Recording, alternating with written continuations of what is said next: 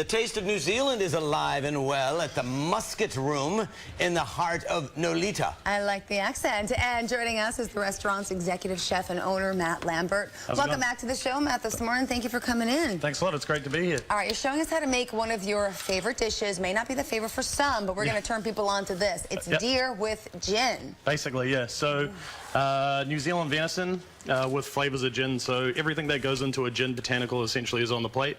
So the no-brainer is juniper instantly, and we have the meringue there. We have a cilantro puree that's celery root based, and then actually lastly it gets licorice jus. Oh my goodness gracious. Whoa, that's like the finished product. Whoa. That's a bit of everything there. So you know what, but we said deer. People in this country, I don't want to speak for everybody, but you hear deer, you think kind of gamey. Yeah. What is the trick to making deer a little, I don't know, more palatable? Okay, so the thing for me, especially with that, is not to overcook it. So once you start to overcook the venison, apart from, you know, the texture changes dramatically and it becomes a bit tighter, it also just tastes a lot less appealing.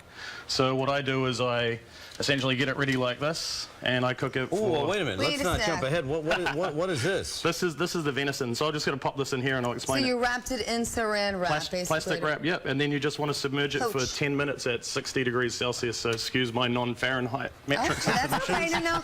Where can people actually find venison? Because, I mean, I used to hunt with my uncle, so I found it that way, which is pretty easy, and that was fresh and delicious. There's a lot of it in the backyard. It was upstate New York. Jersey, right? But where can people really find the best cut of venison? You can get the leg fillet and also the fillets from, I've seen it at Fairway. It's coming from a company called D'Artagnan. And is it expensive? It's inexpensive, and it's a, you know, it's a really good meat. It's a good alternative to beef. It's very lean. It's very healthy. Yeah. Okay, well, walk us through. Let us get us to this point where this hot dog is. It's a pretty weird hot dog. So we start at this point here, then we wrap it in the plastic wrap. 10 minutes, take it out, let it rest, and then basically we're left with this. So you can. No, it swings like that. This is what it looks like after it's been in the wrap. So you can see on the sort of inside there, it's still rare, but it is essentially cooked.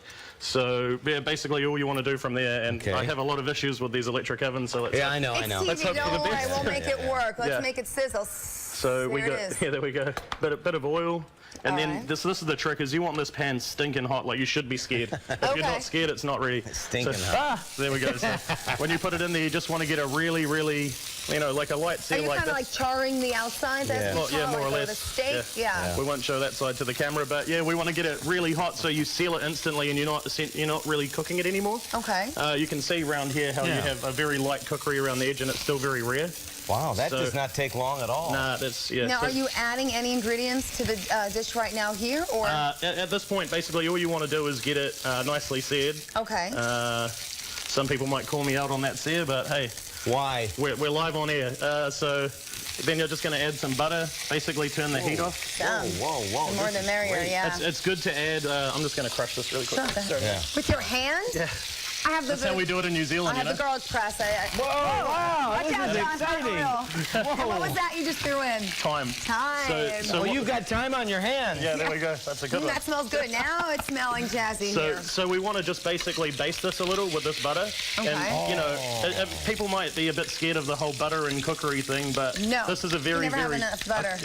I think that too, but also this meat is very lean, so adding the butter to it is not really going to make a big deal. And it equals it out, exactly. Now, what are these two little pinches you just put in before, too? I didn't see. So those are going to be... I'm just going to take this off now because I don't want to cook it anymore. You really don't? I mean, I'm a little worried that it's... I don't know. I don't eat... What is this, It's definitely dead. So this is spring salts. Okay, and this is freeze-dried licorice. So basically, you want to try that if you want. Grab a piece. That's freeze-dried licorice in there? Okay. So basically, I can powder that and infuse the jus with that. The jus, I like that. Okay, so here's our next step. Yep, you have it ready to go. We're going to cut it from here.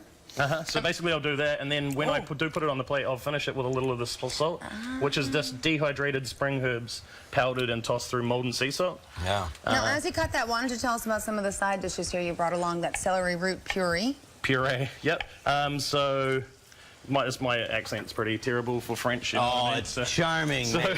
So basically we just slowly cook this. What is that exactly again? This is a celery root. Celery root, so it looks pretty gnarly, but you know, basically it's all good vegetable inside of that skin, you know. That is so huge. And What is why that? this Throw it at anyone, and yeah. not potatoes?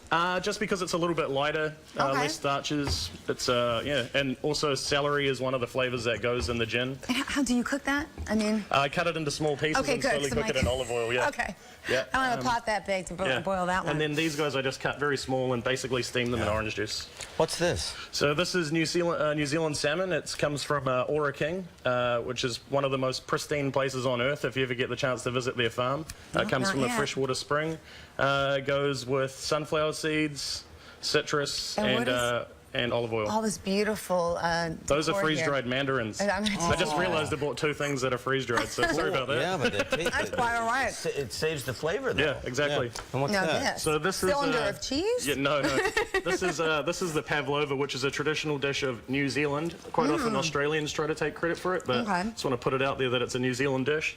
And that has passion fruit custard, cream, and then a soft sort of marshmallow within the cylinder. So feel free to smash that open. Great. And you have a special menu for a New Zealand holiday called Anzac, if you don't mind. What does that celebrate? So we celebrate Anzac Day on the 25th, and it's basically commemorating, you know, servicemen and women of Australia and New Zealand. And particularly, it started with a group of soldiers called the Anzacs who lost their lives in Gallipoli. All right. So it's Matt? a celebration. I have some cocktails here as well that I We have came time up for with. that, just barely. Cheers out for this. So yeah, it's a And by great the way, this experience. recipe is on our website, and the Musket Room is located at 265 Elizabeth Street in Nolita. And thank you so much. Hey, It's great thank to you. see you again. Great to be here.